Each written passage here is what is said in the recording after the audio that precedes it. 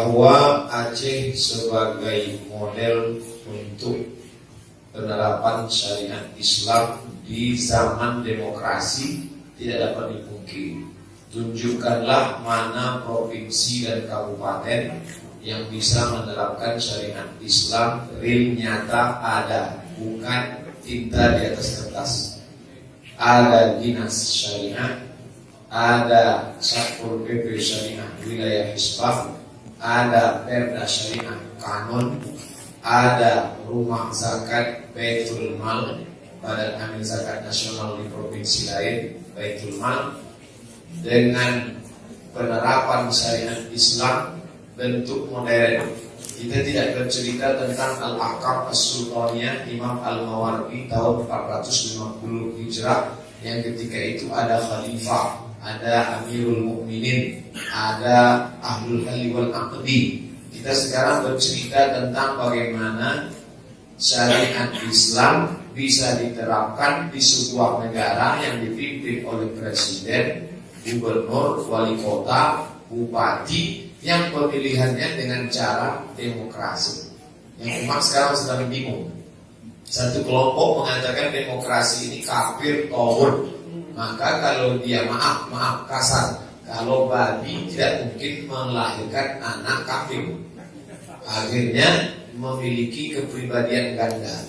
Bagaimana mungkin kita bisa berislam di negara demokrasi? Tapi kita kemudian memahami bahwa ini kesepakatan umat untuk memilih seorang pemimpin, dan ketika dia memilih dengan mencoblos saat pileg, pilpres, pilkada, itu adalah bentuk kesaksian di hadapan Allah Subhanahu wa ta'ala. Maka demokrasi bisa menjadi baik, tapi demokrasi bisa menjadi tidak baik. Bicara keberhasilan syariat Islam di Indonesia, maka Aceh menjadi barometer ukuran standar. Di mana-mana saya ceramah, Anda ingin selamat dari riba, beralihlah ke bank syariah. Anda ingin meniru bank syariah, tidak perlu belajar lama-lama, beli tiket, datang ke Aceh, copy paste saja. Wahai bupati, wahai gubernur, wahai pemegang saham, amal bupati gubernur bukan baca Yasin. Amal bupati gubernur bukan sholat duha. Itu amal orang awam. Amal kalian yang punya jabatan bagaimana merubah bank konvensional menjadi bank syariah. Mati kalian wahai gubernur bupati, mengalir amal pahalanya.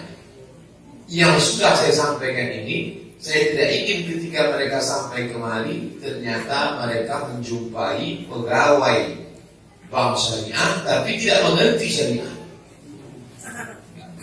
Seperti seorang anak muda merantau ke Jakarta, niat awalnya mau jadi foto model, gagal jadi foto model, ikut kontes dai, menang jadi ustaz. Setelah jadi ustaz baru bingung karena tak bisa baca kitab. Sementara sudah diundang orang, sudah dipopulerkan, sudah menjadi bintang iklan. Kita tidak ingin Aceh menjadi model syariat, tapi yang duduk di dinas syariat orang tak mengerti syariat. Yang menjadi pegawai syariat tidak mengerti syariat. Yang paling celaka 12, bahwa kemana-kemari Ustaz Somad berkata, kalian kalau mau melihat penerapan syariat Islam datanglah ke Aceh. Ternyata bupati, gubernur, pejabat, wali kota, DPR jauh dari syariat. Terlalu banyak caci maki, sumpah serapah. Dari mana kita mulai?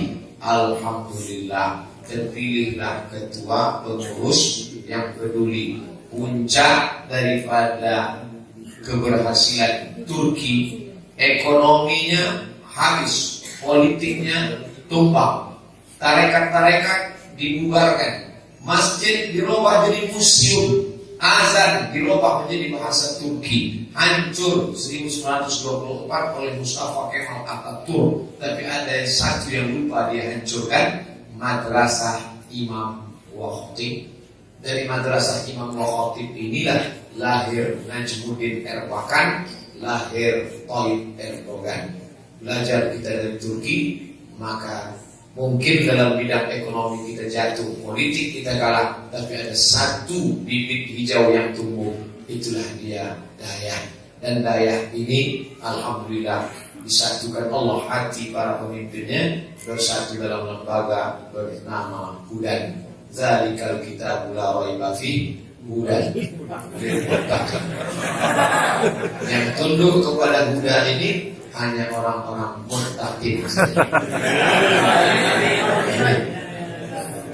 Abdul Somad hanya sekedar berbagi cerita keberhasilan Aceh, maka berhasil pula Abdul Somad bercerita tentang syariat Islam ke seluruh Indonesia. Bahkan bisa dibawa cerita ini kalau diundang nanti ke Patani, Thailand Selatan, ke Singapura, ke Brunei Darussalam. Kalian wahai ulil amri, politikus ingin melihat ekonomi, pendidikan, datang kalian ke Dayak. Bahasa Arabnya mantap, bahasa Inggrisnya oke, fisika, biologi, kimia, nahu, balaghah, mantik, bayat, nahwu, qawafi ada dalam kepala mereka. Masalah ekonomi jangan diajari. Bang Aceh yang pertama. Masalah politik tidak usah bercerita masalah politik. 1267 Sultan Malikul Saleh sudah menguasai Nusantara dengan politik Islamnya. Al-Imamul Adil, Khalifah yang adil. Maka apa yang akan kita gagas ke depan semuanya berawal dari pendidikan. Abdul Somad tabligh akbar, habis tabligh akbar orang pulang lapangan kotor, sampah berserakan. Tapi setelah tabligh akbar itu diharapkan orang tua memasukkan anak ke Dayak. Kata sebagian orang, menjinakkan buaya senang, yang payah itu menjinakkan pawang-pawang buaya. Alhamdulillah di Aceh sudah bertemu dengan yang namanya inti pemikiran pawang-pawang itu disatukan dalam sebuah lembaga bernama Lembaga Besar Tastafi. Tasawuf, tauhid, fikih. Tasawufnya tasawuf sunni, bukan falsafi. Tauhidnya Asy'ari, Ahlussunnah wal Jamaah. Fikihnya bermazhab Syafi'i dengan tetap menghormati Hanafi, Maliki dan Hambali. Buah pikiran dari Tastafi disosialisasikan ke masyarakat oleh lembaga grassroots kelas bawah bernama Sirul Muqtadi. Lalu kemudian pondok-pondok pesantren, dayak-dayak diikat dengan suatu ikatan bernama Hudan. Maka saya secara struktural, secara teori sudah berhasil dilihat, tinggal lagi ke depan. Cerita tentang Aceh akan saya bawa ke Riau, saya bawa kemanapun tempat berceramah. Hai kaum muslimin muslimat, tokoh masyarakat, elit ulama, para kiai, para buya, para jentrik pandai, kalau kalian mau menyatukan pemikiran, tiru Tastafi di Aceh. Kalau mau disosialisasikan ke masyarakat, tiru Sirul Muqtadi. Ustaz sudah buat? Belum, saya baru cerita. Terima kasih segala perhatian. Mohon maaf segala kesalahan dan kekhilafan. Alhamdulillah ada dinas Dayak yang mengurus masalah Dayak pesantren alim ulama tidak. Ada masalah dana, hadir pula bernama Rumo Aceh yang menjadi rumahnya orang kaya, orang miskin.